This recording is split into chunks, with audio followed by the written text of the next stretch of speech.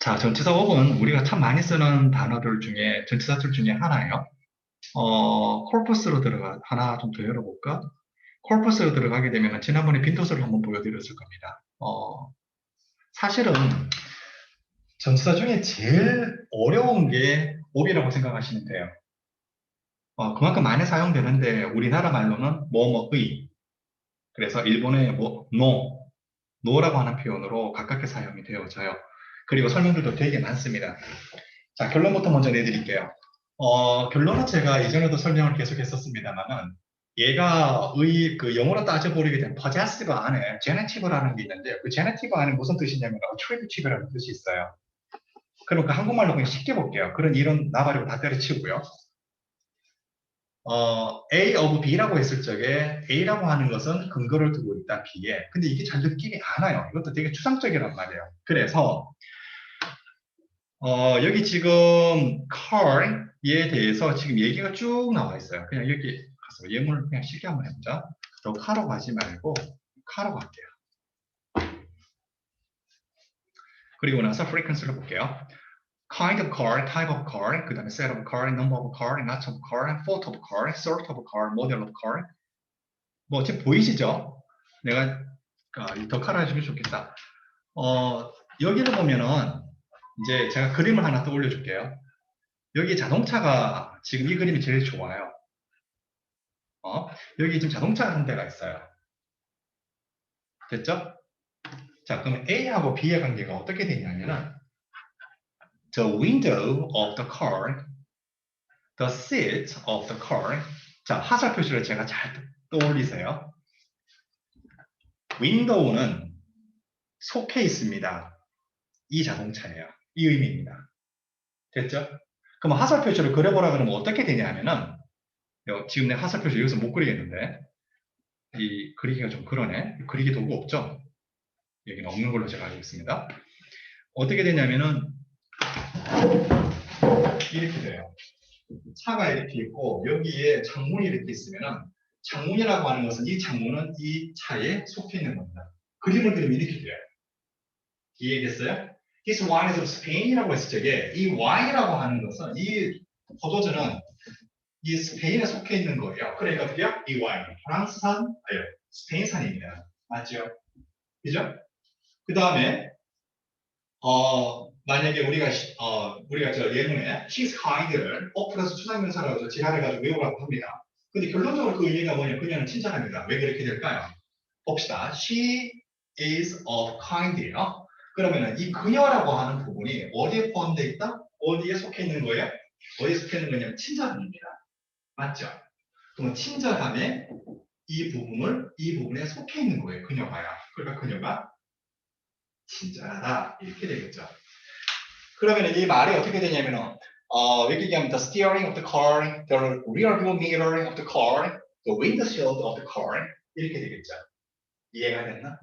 내가 고민을 되게 많이 했어. 어떻게 하면 이걸 좀 더 쉽게 우리가 이해할 수 있도록 도와줄 수 있을까? 그래서 화살 표시가 바깥에서 다시 한번 얘기해 드릴게요. A하고 B가 된다 그러면 이 A라는 내용은 이 B에 속해 있습니다. 요게 업의 의미입니다. 하나 더 말하면은 요렇게 사용을 하는데 얘가 그러면 이렇게 선생님이 결정 내린 건 뭐예요? 간단해요. 첫 번째요. 위키피디아 들어가가지고 제네티브 쳐보세요. 제네티브를 쳐보게 되면은 여기 지지부지한 설명을 제가 안 할게요. 왜냐면은 이건 학문자들의 영역이기도 하지만 학문자들의 기회의 영역 때문에 안 돼요. 저 언제 저 다 해석하겠어요? 뭐냐면은 바로 이거예요. 요즘은 세상이 좋아가지고 선생님 공부할 적에는 뭐냐면 이 제네티브 케이스라고 하는 거 선생님은 아는데 논문을 통해서 다 사봤어요. 돈을 주고. 그렇기 때문에 요즘은 너무 좋아가지고 자기가 알고 있으면 키워드만 치면 정보는 다 구할 수 있습니다. 여기서 쭉 보시면 돼요. 모르겠다? 구글 번역기 돌리세요. 물론 번역은 약간 그렇게 좀 뉘앙스 잘 맞지 않습니다. 이 제네티브라는 거는 어떤 뜻이냐면 여러분들이 제네티브 케이스라는 말을 좀 중요하시기 바랍니다. 일반 전치사하고 완전 달라요. 어분요. 어분 뭐가 있다? 선생님 케이스가 있다는 얘기는 여러분들이 뭐처럼 주격, 목적격 이런 게 나와요. 주격은 뭐다?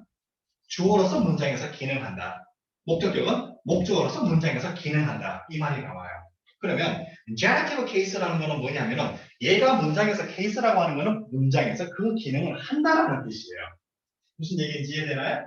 그러니까 genitive라는 거는 무슨 뜻이냐? 요게 엄밀히 따져보면은 이렇게 됩니다. A over B라고 했을 적에 B라는 것이 genitive 의미를 가지고 있네요. A라는 것이 생산 기원된 곳이 B라는 뜻이에요. 원래요. 이해됐나? 얘가 여기서 기원했습니다. 이 뜻입니다. 요게 genitive예요. 다 알고 싶으세요? 쭉 읽으세요. 그러면 돼요. 그리고 관련된 논문들도 되게 많습니다. 줄여서 gen이라고 하는데, 그러면 일반 전치사들은 이런 격이 있냐? 없어요. 격이 전혀 없어요. 근데 얘만 있어요. 그런데 이게 지금 우리나라의 일제강점기 시대 이후로 지금까지 한 번도 제대로 해석된 적이 없어요. 일본식 고대를 뺏겨나가서 만들어 놓은 게 뭐뭐의입니다. 그래서 여러분들이 이거를 예문 한번 잠깐 우리 어디죠? corpus에서 나왔던 거 잠깐 봐볼게요.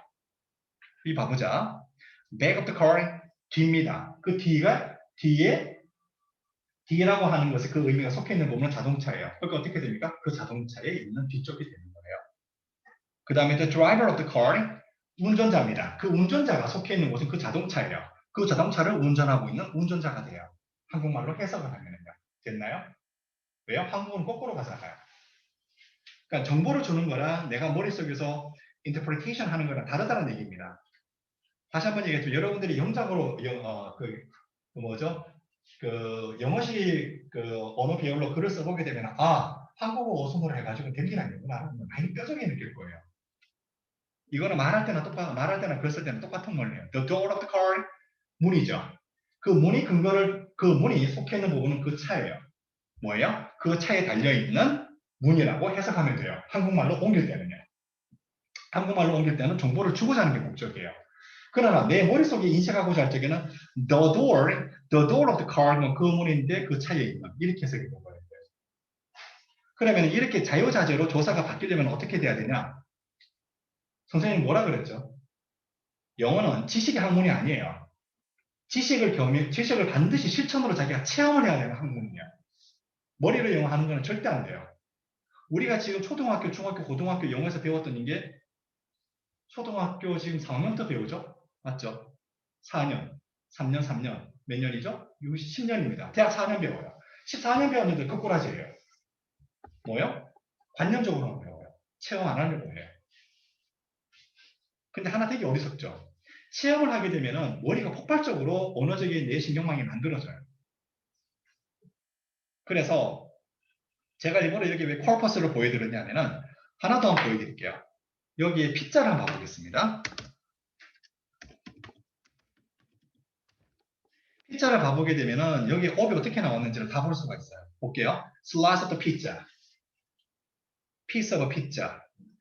Slices of pizza. 자, 조각들입니다. 그 조각들이 근거가 얘들이 어디에 속해 있는 건데요? 피자요.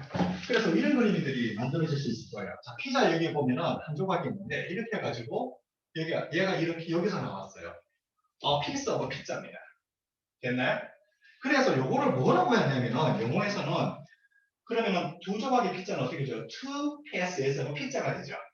두 조각이 여기에 속해 있습니다. 속해 있는 것은 이 피자예요. 맞죠? 맞지? 피자 두 조각.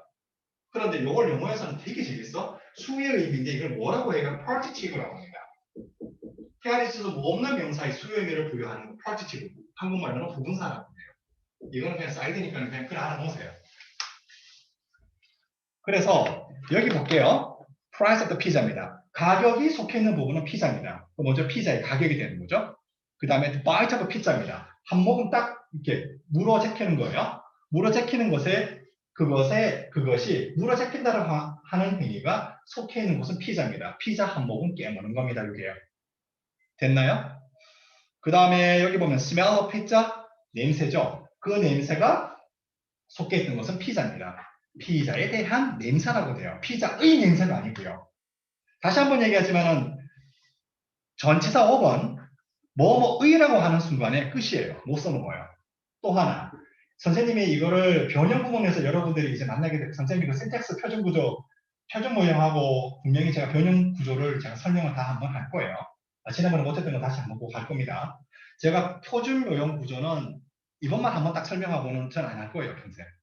왜 유튜브에 다 올려놓을 거니까. 안 할 거예요. 보고 싶은 사람은 그것만 보시면 돼요. 그리고 여기 지금 보시게 되면은 여기는 봐봐요. 하우스 뭐 피자입니다. 그죠? 그러면 결론적으로 뭐가 될까요? 그 집이라고 하는 것이 결론적으로 속해 있는 부분이 어떻게 되냐면은 속해 있는 것이 피자잖아요. 피자 만드는 집이죠, 뭐. 그죠? 그 다음에 여기 있는 거 내용도 다 그렇습니다. 그래서 이 전치사 업을 그럼 여러분들이 뭘 해야 되나? 체험하라는 얘기는 자기가 직접 문장을 만들어보고 말해보고 문장을 말해보고 만들기 전에 뭘 해라? 봐라. 보라는 거 이렇게 보면 참 좋겠지만 여러분들 콜퍼스를 지금 못 보니까요. 그냥 네이버 사전에 들어가가지고 네이버 사전 가가지고 보세요. 사전 가가지고 들어가 보면 공짜니까 여기 가서 넣어가지고 보시면 돼요. 네이버 사전 보셔도 되고 하나 추천하는 제가 사이트 하나 알려드릴게요. 콜린스 코빌드입니다.